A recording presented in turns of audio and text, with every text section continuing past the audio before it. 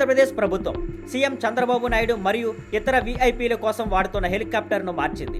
ఇప్పటి వరకు bell company helicopter అద్దెకు వాడుతున్నారు. కానీ అది తరచూ టెక్నికల్ ప్రాబ్లమ్స్ ఇవ్వడంతో టూర్స్ కి ఆటంకం కలిగింది. యూనియన్ మంత్రి పీయూష్ గోయల్ టూర్ కూడా హెలికాప్టర్ ఫాల్ట్ వల్ల క్యాన్సిల్ కావాల్సి వచ్చింది. భద్రతా విభాగం రివ్యూ చేసి బెల్ హెలికాప్టర్ సేఫ్ కాదని నిర్ణయించింది. దీంతో ప్రభుత్వం కొత్త హెలికాప్టర్ను అద్దెకు తీసుకుంది. ఈసారి ఎయిర్ బస్ H160ను వాడుతున్నారు.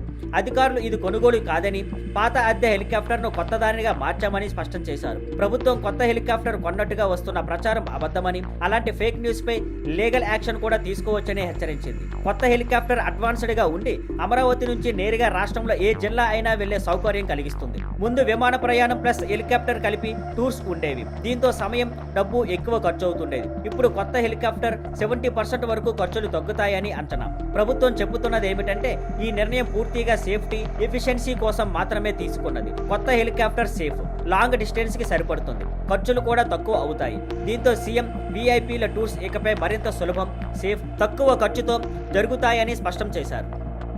Thank you for watching. Please like, share and subscribe.